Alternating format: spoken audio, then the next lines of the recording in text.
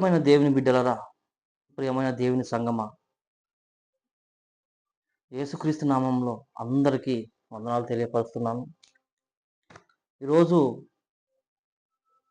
శుక్రవారం. ప్రతి ఒక్కరూ ఆయన ఆలయంలో మనం గడపాలి. ఎందుకంటే ఆయన మన కొరకు భూమి మీదకి నరునిగా వచ్చి శరీరధారి అయి భూమి మీదకి వచ్చినాడు. మన కొరకు ఎన్నో శ్రమలు అనుభవించినాడు. ఆయన అవమానాలు, వేదనలు మన కోసం పడ్డాడు. మన కొరకు, మన పాపముల కొరకు రక్తం చిందించి ఆయన ప్రాణాలు సైతం మన పాపముల కొరకు పెట్టినాడు. కాబట్టి మనము ఇవ్వాల్సింది ఆయనకి బంగారము, వెండి, ధనము కాదు. మన స్వచ్ఛమైన హృదయము, పాపం లేకుండా ఉండే హృదయాన్ని మనము ఆయనకి దయచేయాలి. ఆయన మనల్ని కోరేది ఒకటే, పాపం చేయకు, పాపంలో బ్రతకకు అని మనం ఆయన కోరుతున్నారు.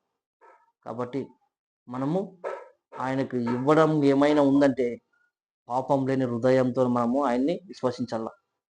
వాక్యంలోకి ఒకసారి వెళ్ళిపోదాం. మనము యెషయా గ్రంథము 58వ అధ్యాయము 3వ వచనం ఒకసారి మనం చూసుకుంటే, మేము ఉపవాసం ఉండగా నీవెందుకు చూడవు, మేము ఆ ప్రాణములను ఆయాసపరచకునగా నీవెందుకు లక్ష్య పెట్టవు అని అందరూ. చూడండి ఏమంటున్నారట, దేవుణ్ణి అడుగుతున్నారు అన్నమాట. మేము ఉపవాసం ఉండగా నీవెందుకు చూడవు, మేము మా ప్రాణములను సైతం ఆయాసపరచుకొనగా నీవెందుకు లక్ష్య పెట్టవు అని అడుగుతున్నాం అనమాట. అందుకు దేవుడు ఏమంటున్నాడో ఒకసారి విందామండి. మీ ఉపవాస దినమున మీరు మీ వ్యాపారం చేయుదురు. ఉపవాస దినమున మనం ఏం చేస్తామంట? వ్యాపారం చేస్తామంట. మీ పనివారి చేత కఠినమైన పని చేయించుదురు. మీరు కలహపడుచు, వివాదము చేయొచ్చు, అన్యాయముగా గుద్దులాడుచు ఉపవాసముదురు అని చెప్తున్నాడు. మీ వ్యాపారుల చేత మీరు ఉపవాస దినమున వ్యాపారం చేస్తారు. మీ పనివారి చేత కఠినమైన పని చేయిస్తారు.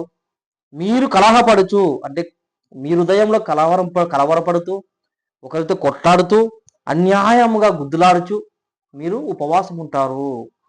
మీ కంఠధ్వని పరమున వినపడినట్లుగా మీరు ఇప్పుడు ఉపవాసం ఉండరు. మీ కంఠధ్వని పరమున వినపడినట్లుగా మీరు ఉపవాసం ఉండరు.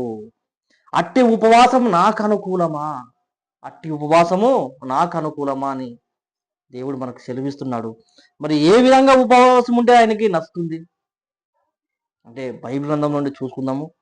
ఒకసారి కింద మనం చదువుకుంటే, మనుషుడు తన ప్రాణమును బాధపరచుకోవలసిన దినం అట్టిదేనా, ఒకడు జమ్ము వల్ల తల వంచుకొని గోనెపట్టు కట్టుకొని బూడిద పరుచుకొని కూర్చుండు ఉపవాసమా, అట్టి ఉపవాసం యెహోవాకు ప్రీతికరమని మీరు అనుకుందరా? కాదు. ఎటువంటి ఉపవాసం ఆయనకి ఇష్టమో ఇప్పుడు మనం చదువుకుందామండి. దుర్మార్గులు కట్టిన కట్టను విప్పుటయు, కాడిమాన మేకులు తీయుటయు, బాధింపబడిన వారిని విడిపించుటయు, ప్రతి కాడిని విరుగగొట్టయు నేను ఏర్పరచుకుని ఉపవాసం కదా. చూడండి దేవుని బిడ్డలారా, ఆయన ఉపవాసం ఎట్లా అంట?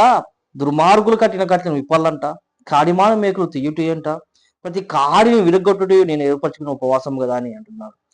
మరి ఏమంటున్నాడు ఒకసారి మరలా చూసుకుందామండి. నీ ఆహారము ఆకలి కొని వారికి పెట్టుటయు, నీ రక్త సంబంధికి ముఖము తప్పింపకుండుటయు. చూడండి, నీ ఆహారం ఆకలి కొని వానికి ఒక పూట అన్నం పెట్టుటయు, నీ రక్త సంబంధికి ముఖము తప్పింపకుండుటయు, దిక్కుమాలిన బీదులను నీ ఇంట చేర్చుకున్నటయు, వస్త్రహీనుడు నీకు కనబడినప్పుడు వానికి వస్త్రములు ఇచ్చుటయు, ఇది ఏ కదా నాకు ఇష్టమైన ఉపవాసము. దేవునికి స్తోత్రం కలుగును గాక తండ్రి. చూడండి దేవుని బిడ్డలారా, ఒక పూట అన్నం లేదు అని వాడు బాధపడుతున్నాడా? వానికి అన్నం పెట్టాల. వస్త్రము మనకు లేదా? మనకి నీ దాంట్లో ఉన్నింది ఒక వస్త్రం మనకి దయచేయాలి. ఎక్కడైనా బీదలో ఉంటే వారిని ఇంత చేర్చుకోవాలి. అటువంటి ఉపవాసం కదా నాకు ఇష్టమైన ఉపవాసం అని దేవుడు మనకి ఈ ఉపవాసం దినాన మనకు సెలవిస్తున్నాడు. కాబట్టి ప్రతి ఒక్కరూ వాక్యాన్ని చదవండి, బైబిల్లో ఉన్న మర్మాలను మీరు తెలుసుకొని ప్రతి ఒక్కరికి తెలియపరచండి. కాబట్టి దేవుని బిడ్డలారా, ఉపవాసం అనగా ఏదో మనం ఉపవాసం ఉంటే ఉన్నామని కాకుండా బైబిల్ గ్రంథంలో ఏ విధంగా ఉన్నదో ఆ విధంగా మీరు నడుచుకుంటే ఆయనకు ఇష్టమైన వాడిగా ఉంటామని బైబిల్ వాక్యం మనకి సెలవుస్తుంది. ఈ కొద్ది వాక్యాన్ని దేవుడు దీవించి ఆశీర్వదించను గాక. ఆమేన్.